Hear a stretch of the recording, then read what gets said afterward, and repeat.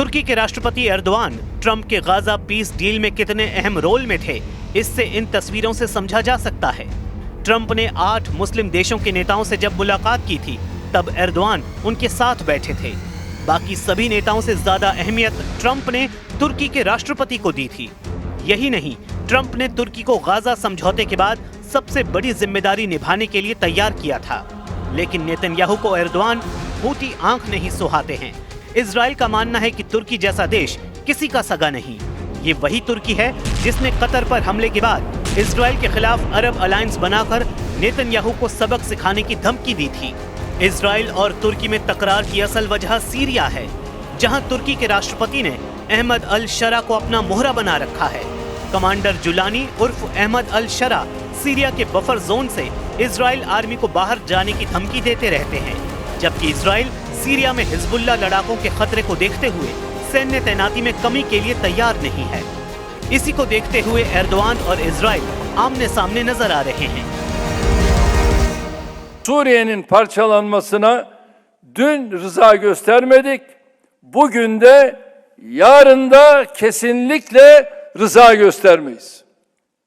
Suriye'nin toprak bütünlüğü özellikle Ramına güneyi ile kuzeyi arasında koridor açma hayali kuranlar emellerine Allah'ın izniyle ulaşamayacaklar. एक वक्त al Qaeda और ISIS के आतंकी रहे अल Jolani को एर्दोआन का करीबी माना जाता है। आतंकी संगठन ISIS से अपने करियर की शुरुआत करने वाले जुलानी ने सीरिया में अल-कायदा की जमीन तैयार की। यानी जुलानी पहले ISIS का आतंकी था और फिर अल-कायदा का सरगना बन गया। कई सालों तक जुलानी HTS यानी हया तरीर अल शाम नाम का आतंकी संगठन बनाकर बशर अल असद की सरकार से लड़ा और 2024 के अंत में तुर्की, इजराइल और अमेरिका की मदद से बशर अल असद की सरकार को उखाड़ फेंका। जुलानी पर इजराइल कभी भरोसा नहीं कर सकता।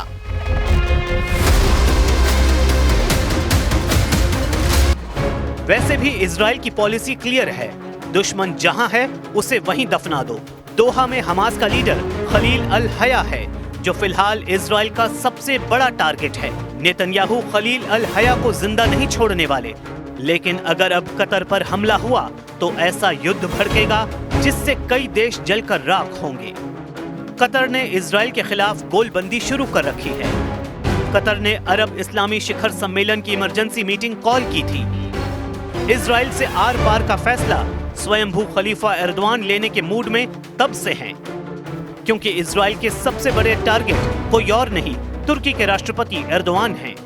इसलिए कतर पर हुए हमले के बाद तुर्की लगातार एक्शन में है। तुर्की की सेना के लड़ाकू विमानों ने दियारबाकिर और माल्टाया हवाई अड्डों से उड़ान भरी। एर्दोआन ने तुर्की की सभी सेनाओं को हमले के बाद से अलर्ट पर कर दिया था। तुर्की एयरफोर्स दिन रात जंगी जेट से हवाई इलाके में गश्त कर रही थी। तुर्की ने सीरिया और इराक सरहद पर सबसे ज्यादा निगरानी बढ़ाई थी। तुर्की ने airborne warning and control system भी तैनात कर दिए थे। एर्दोआन को अच्छी तरह मालूम है कि नेतन्याहू का अगला हमला अंकारा पर हो सकता है, क्योंकि एर्दोआन ने हमास की लीडरशिप को तुर्की में शरण दे रखी है। एर्दोआन जानते हैं कि इजराइल हमास की फंडिंग नेटवर्क की बर्बादी का ऑपरेशन चला रहा है। एर्दोआन ने वक्त वक्त पर हमास लीडरशिप की रखवाली की है। हमास चीफ इस्माइल हानिया और सालेह अल अरौरी का तुर्की में आना जाना लगा रहता था। अमेरिका और इजराइल ने तुर्की के कई NGO पर हमास की फंडिंग और मनी लॉन्ड्रिंग के आरोप भी लगा रखे हैं। खुद एर्दोआन ही इजराइल को तुर्की का सबसे बड़ा दुश्मन बताते रहते हैं। एर्दोआन इस बात को कह चुके हैं कि इजराइल एक दिन तुर्की से हिसाब लेगा, जिसका वक्त अब आता दिख रहा है।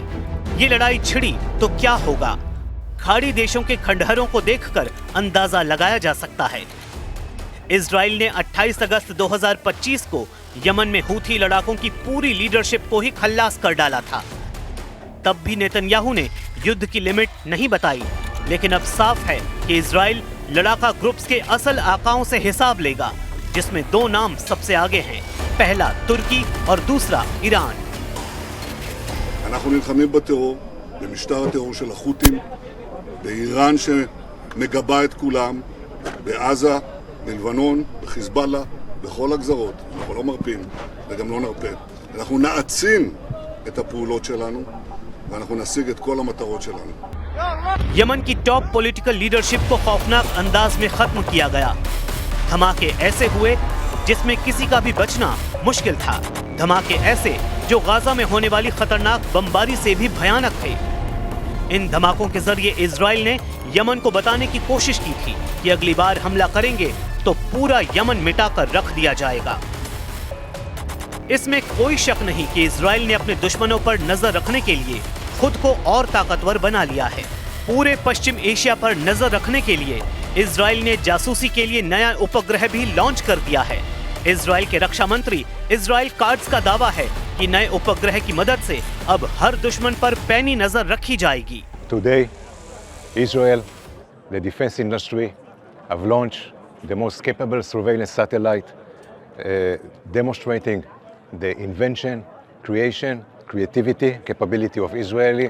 All the startup nation help to achieve this mission to get space superiority of Israel. अचानक इजराइल के सामने 4 बड़े फ्रंट एक्टिव हो गए हैं। पहला फ्रंट गाजा, जहां 100% कब्जा नेतन्याहू का अटल इरादा है। दूसरा फ्रंट यमन, जहां सना में इजरायली अटैक के बावजूद इजराइल पर बैलिस्टिक मिसाइल फायर की जा रही हैं। एक फ्रंट लेबनान है, जहां इजराइल चाहता है कि हिजबुल्ला हथियार डाल दे, लेकिन हिजबुल्ला का इरादा युद्ध का है। वो जानता है कि दक्षिण लेबनान में इजराइल का ग्राउंड ऑपरेशन फेल साबित हुआ है और नईम कासिम ने लेबनान की सरकार को अल्टीमेटम जारी कर दिया है। और सबसे बड़ा फ्रंट ईरान है। ईरान की लीडरशिप ने साफ कर दिया है कि युद्ध विराम का अब कोई मतलब नहीं रहा।